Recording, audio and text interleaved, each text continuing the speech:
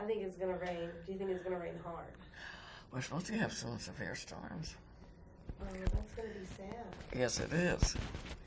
Y'all don't have to leave tonight, do you? No, you're going to leave tomorrow. We're gonna leave, yes, tomorrow night, after we get done.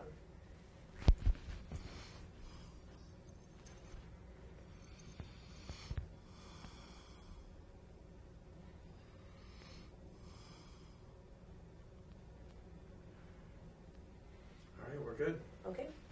And can you state your name and spell it for me, please? My name is Madge Dyer Newton, MADGEDYERNEWTON. Okay, and where were you born? Powell, Tennessee, in 1923, November the 11th. 11/11. That's very lucky. Yes. And where were you living prior to coming to K-25? At Powell, Tennessee. And what had you come here? Well, I'd gone to business college in Knoxville, and they were, there were ads in the paper and what have you. And so, of course, I had worked for a short time in Knoxville before they came here. So I saw the ads, and so I went to, take the tests and try to pass and get out here. Let me interrupt you right there. Let me retake that mic. All right. Okay, you were going... Oh, I went to the Union Carbide office and took the test, and then came to work here about 11/17/44, I think. That's the date. And how long did you work there? Oh, to 1965, and I left, and then I was happy to get back in 1976 and worked through 1985. Wow. And what did you do? I was secretary to the purchasing agent. And what did that entail? Well, it entailed buying all of the items, products for all three plants. And we had about 30 or 40 employees, I think, at that time in 44. And then, of course, the department increased as time went on. And was that mostly a female position? Was it mostly women who did that? No, we had male buyers also. Oh, okay. Just stenographers and secretaries were the women at that time. Being a woman in the plant at that time, did you feel like you were treated fairly? Yes. Yes, we were.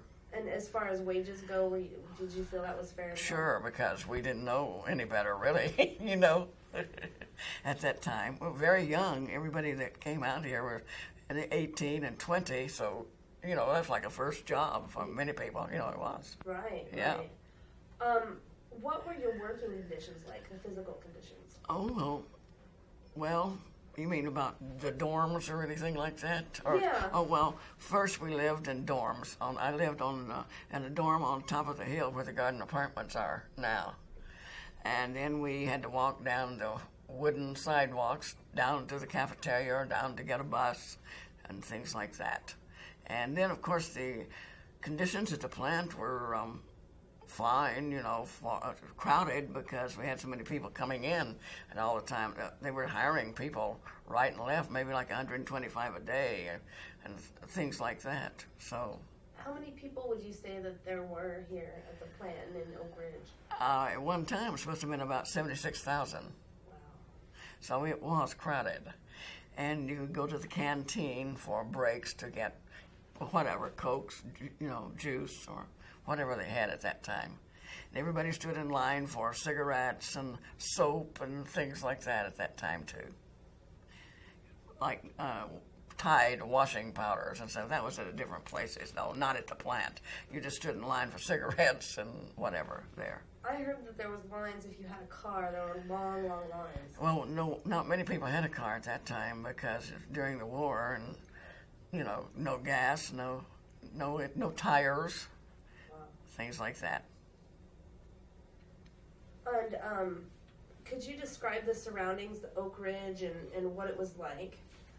The recreational things that there were to do? And... Oh, yes. They had at Ridge Recreation Hall, they had dances there for everyone, many nights of the week.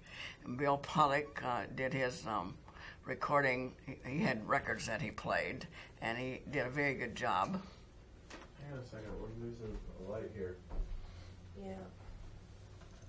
Am I, Terry? That's not good. It was flickering.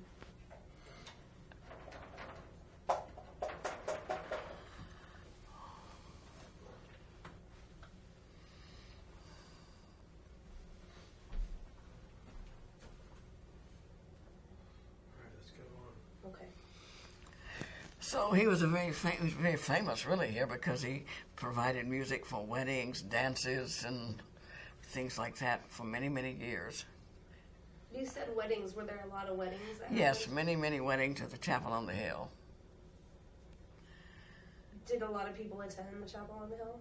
I beg your pardon? Did a lot of people attend the chapel on the hill? Yes, it was an interdenominational church, so many people did attend there. It's a small church, though.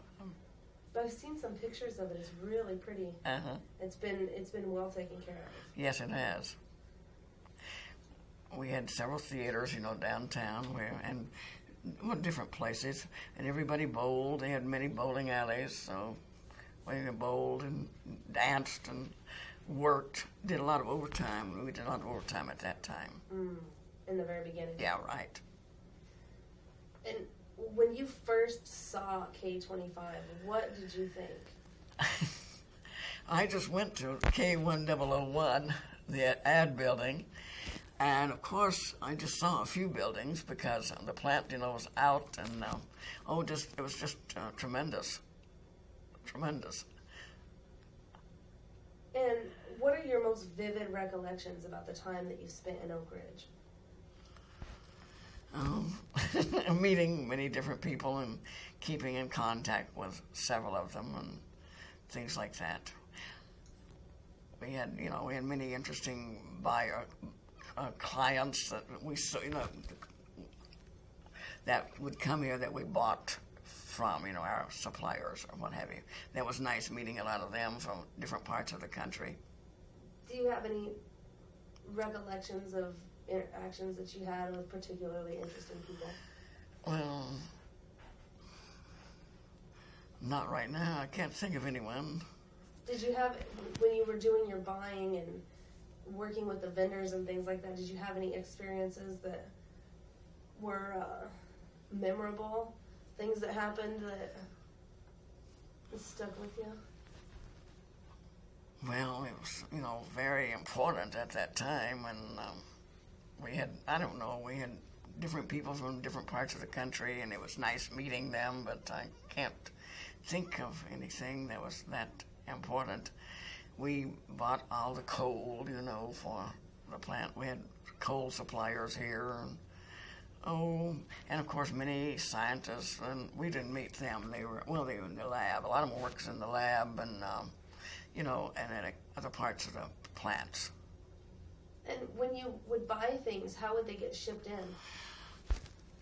By rail, mostly at that time, or truck, because that was it. And did you make those arrangements? Yes, we had to, yeah.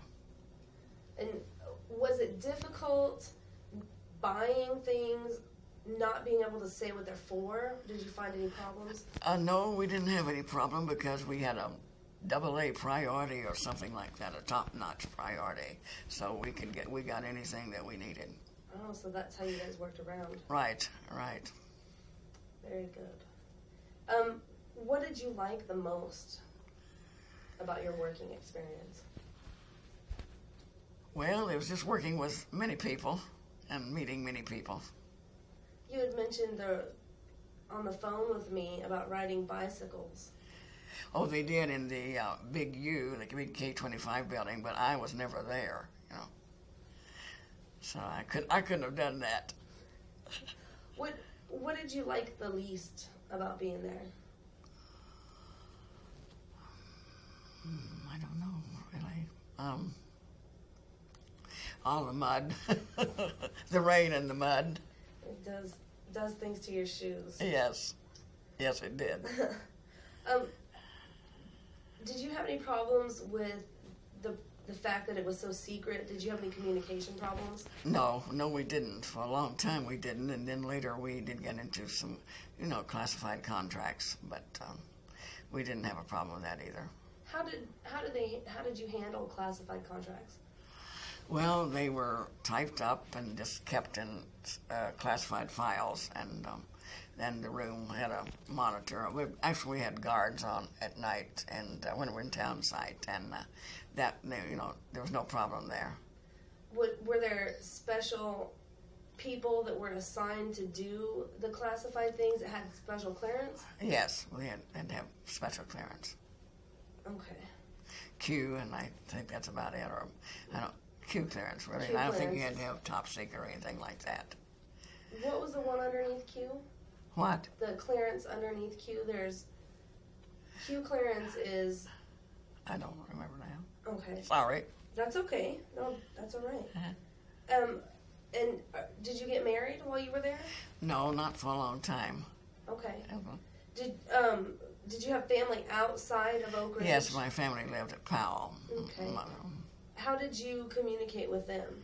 Well, I'd go home on weekends on the bus. And was it difficult for them to accept or understand what you were doing when you couldn't really say? No, they didn't ask questions, Actually, for a long time, we just did all this buying, and then there were no classified documents, for a long, long time, maybe 4 or 5 years, best I remember. And I know that there were all sorts of rumors about what are you guys doing? There were several different answers that people came up with that they made up. Yeah. Do you remember some of those things? Well, no, I don't. Not now. When we did find out, one gentleman and one buyer said, "I'm going home. If we found out what we were making, the atom bomb." He called it that. So The what? The atom bomb. And what were your coworkers like? Oh, they were nice. We were, they were very congenial. We got along very well together. Worked well together with people. So you did work well together? You Yes. felt like they Yes. pulled their weight? And Yes, everybody did. everybody kind of came together. Right. And what about the health facilities? Did they have a nice place to go for health care? Yes, we had the dispensary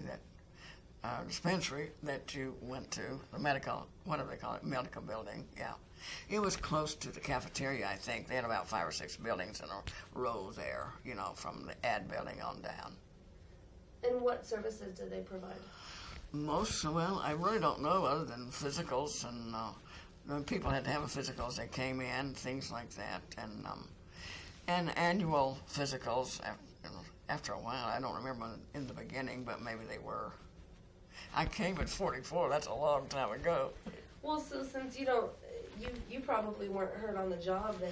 Oh no, we had a good safety record, and they kept trying to keep it, improve it, and do things to improve the safety record. Were there incentives to improve and do well on the safety? Yes, and they gave out safety awards and things like that, annually, I think, What did you have to do to get a safety award? Oh, if we didn't have accidents, or, we had a good safety record. Don't worry about it. It's a slippery microphone today. Oh. Well, we had many dances. That was the social part of the thing. Each plant had about 4 dances a year, so that was fun. And, of course, bowling tournaments, and that was fun. And the Carbide Courier, which was the company paper that, wrote about different employees and things that they had done, or vacations, or of interest, things like that. That was the newsletter that we had. And I think it was, I don't know whether it was monthly or what, but anyhow, it was out often. And they took pictures of everybody, of items of interest. Nice. Well, I kept everybody kind of informed and together. Right, vacations, or weddings, or births, and things like that. And what were the living conditions like? Well, they had hutments, and they had, down by the plant there, and they built houses very quickly, roads, everything very quickly. And then, of course, the dorms, got them up fast. So, and the roads, the city, they built it. They started in East Village and came on in, I think, building the houses. And, of course, they had houses here when I got here, you know. And so most people live in the dorms, or many people live in the dorms because they didn't have that many homes available at that time. Salaried people and things like that got the homes at that time. And did you live in the dorms? Yeah, for many years. And I'm going to go to, I know that you weren't working actually in K-25, the facility. You were working in the administration. Did you know what they were doing in the factory? Not at all. Nothing. And what was your reaction when you found out when they dropped the bomb? We were very excited and very surprised because we didn't know what we were doing, you know. So it was a happy day. Was it expressed throughout the city? Oh, yes. Mm-hmm. Can you explain or describe that day? Well, in the dorms, people were doing the fire alarm thing, ringing that, and we went on down to the tennis court, and they were dancing and all of that, you know, taking pictures and things like that. It was really an eventful evening. It was a big celebration. Yeah, right. And do you know what kind of work was being done at the facility after the Manhattan Project? No. We were in town site, that's uptown, near Jackson Square. Mm-hmm. And so, you didn't even go into the plant when we were up there, except to Y-12 for a physical. We had to go there for an annual physical after, we had left K-25. Well, what are your thoughts now about the activities accomplished and how it revolutionized the world? That is really something. I really can't express it. It's, they've done so many great things that I don't know. They've done a lot of things for man. They're doing things for mankind now too that are great, so that we don't know anything about until it's published or something. What kind of things? Well, like they were trying to improve gasoline, for example. I knew two people that were awarded a medal or something. They went to D.C. to the president awarded them that. They were at X10, I think, and they received a medal for their work on gasoline, what they were trying to do, and just different things. At the festival last year, they had I've forgotten now what it was. It's something that they use on the front lines to save boys' lives, or trying to save men's lives to send it ahead. It's a piece of metal, it's like almost like a dune buggy, but something like that. And and I've forgotten the term now, but. Anyhow, it's it's different things that we don't know about that they're doing at all times to help people, and in many ways, I'm sure, and in the medical field too, I'm sure. Oh yeah, absolutely. Yeah, isotopes and all of that. Absolutely. Mm-hmm. Well, how do you think history will view the Manhattan Project? Or how would you like for history to view the Manhattan Project from your perspective, being there, being a part of it? That it was a very successful venture, or what have you, that saved many lives. And, of course, some people have gotten sick here, as they know, or we know. Right. I had cancer, and but anyhow, with all the people that were involved, I think it's a very small number that had gotten cancer or what have you. Do you feel like that was due to your work here? I don't know, but many people have had it that worked here, and so I think somehow it was contracted. I don't know. Possibly related. Right.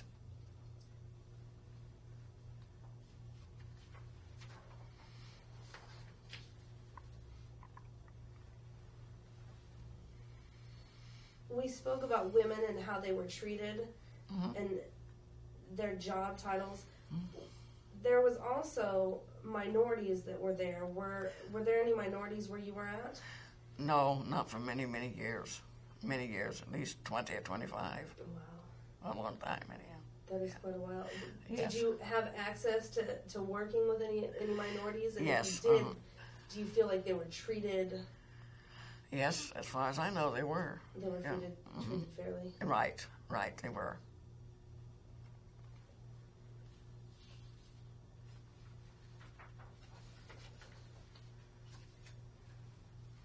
And I've heard a lot of things about how working here in Oak Ridge has created lasting bonds. Do you feel that that's... Yes, I do. I've been in contact with several friends for all this time. One in San Diego, one in Chicago, one in Houston, and many others that have passed on, since then. North Carolina, Florida. Yes, I do. And how did you start building these bonds? What was the basis of the friendship? Well, association, vacations, and then still keeping in touch, correspondence or telephone calls. Right. Yeah. What started the friendship? How did that blossom? While riding to work together or eating lunch together, or living in the dorm together, roommates or what have you, things like that. And what do you think future generations should remember about K-25 and its accomplishments? Well, I think it's a wonderful place. It has been a wonderful place, and they've done a great job, and I hope that they will in the future. They seem to be doing a great job at ORNL with all of their projects, and I have no idea what all of that will accomplish. What do you feel like was your greatest accomplishment? Nothing. There has to be. Well, maybe just surviving all of it, and probably surviving it and still everybody having a good outlook about the work and about the people and the town and all of those things. That's good. That's wonderful. Are there any stories or anything that you'd like to add about some of your recollections of? Yes, I have one. Okay, wonderful. We were the Carbide Girls. It was a club. They entertained different people that would come here, like the Alabama band, the MIT students, and things like that. Different groups of people that were here from time to time. And then in the parade of opening of the gates in 1949, we were in the parade and had a great time. It was fantastic. And then in 1992, they asked me to do the parade or get a group together so I was happy to do that. And 3 of us were in the parade that were in the 1949 parade. That's wonderful. A little reunion. Yes, the one from San Diego, Elsie, Burton Hockey, and Janine Elliott from Memphis. And then I was in it, and then we got to ask other friends that had been here like in the 40s. And so it was fun. And you mentioned that you were part of the Carbide Girls. What yes, is that? That was a club, an organization. We did dances, sponsored dances and different things, during the years. That's wonderful. It sounds like you kept yourself busy. And... Oh, yes, we did. It was fun. They had beauty contests, all kinds of things. They had tennis. People played tennis and all that. We had a lot of things going. But bowling, I think, was more prominent or more personal and more popular because, it was easier to do that, I guess. It was fun. So how would you, in a nutshell, what would you say about your experience here? Very enlightening, fun, interesting, and I hope helpful in many ways, and I'm just glad to have had a job here all that time because you did meet a lot of interesting people. And is there anything else that you'd like to add? Any recollections, any stories, anything else? That was the big one with the 2 parades, Let's see. Well, just many, many popular dances and parties and things like that. What would happen at a typical dance? Well, they would have bands, but sometimes we had big bands, here and things like that, and then local bands, Dick Jones and David Blessing, I don't know, and the GIs had a band here way back, in the early days. So it was just fun. It was just a friendly town. Everybody was from out of town, so therefore I think that was why it was such a friendly town. Everybody spoke to everybody and all that, as they do down south. Yeah, I've noticed how friendly it is here. It's amazing.